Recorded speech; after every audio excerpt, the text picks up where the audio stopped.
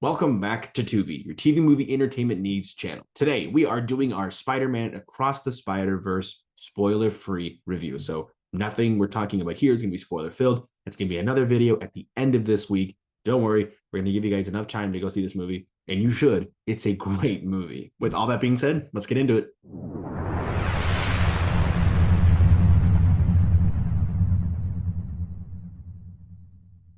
Spider-Man Across the Spider-Verse, the biggest 5 years I've had to wait for a sequel that I genuinely wanted to go see the minute I left that theater, the first time back in 2018. This is the first time in like probably since after kind of COVID died down a little bit and we started going back to the theaters a little bit that I actually had a good theater experience. There were a lot of movies in there that I did enjoy between now and then, but there wasn't like a great theater experience.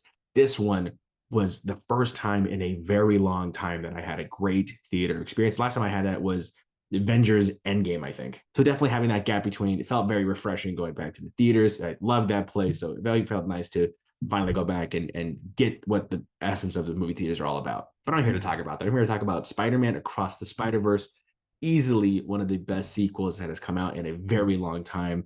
And I cannot compare it to the first movie, mainly because they are two different movies. I know that's like a pretty obvious statement, like number one's not number two, number twos are number one, but in terms of animation, storytelling, character development, just everything from start to finish is nothing of the first movie for the better. I mean, it kicks off this very personal story for Miles and what it means to be Spider-Man. And that's what we kind of gotten from the trailers, but what you have also gotten from the trailers is very different what you're going to see in the movie, which is a good thing too. It's not misleading entirely, but it is not giving away what the heart of the movie is about, which is, like I said, for the better. And this animation in this movie is killer. It's so good. And it's so much different than the first movie for the better in terms of it being a not more fluid, illustration, but it just feels more personal. There's no way I can really tell it here without really giving away some moments, but there are moments in this movie that make you feel personal and connected to the characters because of the way they're animating it.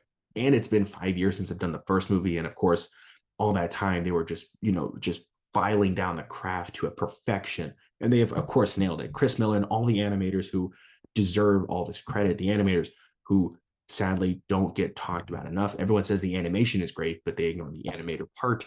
Those guys spend hours making something like this. This is this moment of the movie is killer too. But I mean, look at this. You don't get something like this from Puss in Boots. Okay, you get this from Spider-Man, Spider-Man explicitly. There's something about this movie animation wise that just is so separated from everybody else's animation style for the better that, as we all know, started this whole new trend of movies and like Puss in Boots, a little Teenage Mutant Ninja Turtles movie coming out later. It's very inspired by that kind of style animation, and it's not exactly the same thing as they're very different ways of making those movies, but they're still done in amazing ways. From Miles to Gwen to the Spot, everything and everyone acted their hearts out. The character development and the character growth in these characters are seen from the very beginning all the way through this movie without having to kind of like be like, hey, that grounding I got you. Like they don't cut out middle grounds as to why the character's developing. They're slowly still doing it. I know that sounds kind of like it's a movie. They're supposed to be getting better as the characters. I get that. But the way they present it is very different. It's more of parenting rather than Spider-Man, where it's like, I have a cool power. Oh no, he died. I have to be better. It's very different than that. But like I said, for everything I'm saying here, it's for the better. So I'm just going to stop saying that bit of it. So I need you guys to know everything I'm talking about is for the better. I've had very minimal things I did not like. With that being said, the things I did not like are some of the cameos they did. Like one of them, I wasn't all too happy about because I wanted more of him. I needed more. I needed more of this one cameo. And you'll know who it is when you see the movie. But I think he's going to be coming back for the third movie. And it's well okay with that. I'm fine with that. But at least I got to see him in the movie. But I needed more. Shamik Moore playing Miles Morales is both full of heart and character all the way through on screen and off screen. He truly is Miles, and he understands his character, and he's acting the hell out of it. Jake Johnson, Haley Steinfeld, Oscar Isaac were all fantastic in this movie as their side characters with Spider-Man 2099, Gwen, and Peter. They were all fantastic. And back to the cameos thing, everybody feels just like they're in the right place. They're not really weird timed or they're forced. They're exactly how they're meant to be. And that's what's great about it too, is that they said they're bringing in so many characters, and this is just the tip of the iceberg for what Beyond the Spider-Verse is going to be like, which is coming out in less than a year. But for what this movie was cameo wise is incredible. Everything had like meticulously placed for the way the story is being presented and the characters you meet and everything happening afterwards. It's setting up in a fantastic trilogy. The music in this movie is really, really good. The soundtrack and the solo music done by Metro Boomin is really, really good. Now, personally, the soundtrack in this movie, I think beats the first one, and the solo ones is sadly not as good as the first one because Sunflower and Scared of the Dark and Home were all fantastic songs. Now, that's nothing against Metro Boomin. There were some great ones that like Hummingbird and can't remember the other one, but they're all great music. I just like the first one a little more, but the actual like soundtrack with like the orchestra and the instruments, and everything is so good in this movie. It both carries tone and meaning and just heart throughout this entire movie, which I know again it's like what it's supposed to do, but it's so good to see this in a Spider-Man movie. And there are a lot of times where it doesn't feel like a Spider-Man movie. It really doesn't, for the better.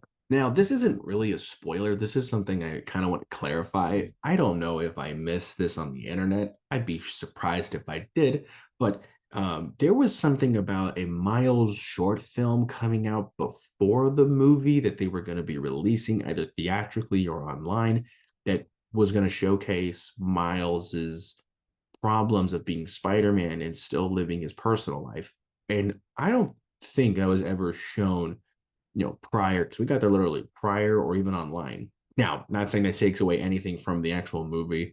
I feel like if it was there, it would be a little over the top for what you see in the movie, but the movie does a great job doing that by itself. So I don't know if I missed it. If I did, comment below, tell me I'm stupid, go for it. But I mean, I don't think I saw that. Not to say like they're giving us false promises, but the movie does a great job in that story alone. And I just didn't see anything. So I just don't know if I missed it. Overall, I'm giving this movie a 10 out of 10. I'm not saying it's better than the first one in terms of story, but in animation, it's way better than the first one. Because I know in the first one, they were breaking ground. And now in the second one, they're continuing that trend of just being this new frontier of animation, which is so good. And I'm so happy to see this. This movie is a solid, like I think I said, 10 out of 10. I would recommend anybody and everybody to go see this movie. It's so fantastic for what they're telling as a Spider-Man story, but also just for people. You're gonna love the cameos, gonna love the music, gonna love the animation. You're gonna hate and like this guy at the same time. The villain in this movie, the Spot, fantastic villain. I think what I've noticed lately is that they're taking some smaller characters and Spider-Man and little Marvel characters too, and making them in bigger deals. Like I know that in some projects they've done for the Disney Plus series and some other Spider-Man stuff, they've been taking smaller villains that no one really much cares about and making them pretty wild. Example A, kind of like also what they did for Into the Spider-Verse with Scorpion, which is, I like that design for Scorpion, but I know he's also kind of like a bigger name characters, but I could be wrong on this thing where I've noticed that there is some spider characters or at least some superhero characters as of lately in the last few years that are getting some time in the light and being done way better than what they could possibly be on paper. Like the Riddler for the Batman is essentially the Spot for this movie. Everyone thought he was a joke character, and now he's a little bit of respect on his name. But like I keep saying, go see this movie right now, please. It's so, so, so good. But that will have to be our Spider-Man Across the Spider-Verse spoiler-free review. If you guys did enjoy the video, be sure to like, subscribe, and as well as comment on what spider character you want to see in Across the Spider-Verse. I'm not going to say if it's right or wrong or what you guys maybe are looking forward about this movie. Want to hear it. If you guys haven't checked out our TikTok, our Instagram, or our Letterboxd, have no fear. They're all in the description below. We post a lot of fun stuff. We have weekly games called the Random Movie Quote Quiz and the Marvel Trivia Quiz. We post out every week, so you can be the next winner. Also, if you guys haven't checked it out, be sure to check out the Tu-Vie podcast. That's also going to be in the description below for our Apple Podcast, Google Podcast, our Spotify, everywhere else you guys get podcasts, we're there. We post weekly on Wednesdays at noon. It's where me and my co-host, who's also my best friend, Colin, and a few friends of ours talk about TV, movie, entertainment all across the board. Our most recent episodes is our Star Wars, not so hot takes, but we had a lot of fun making it. We hope you guys enjoy it too. See you guys next time.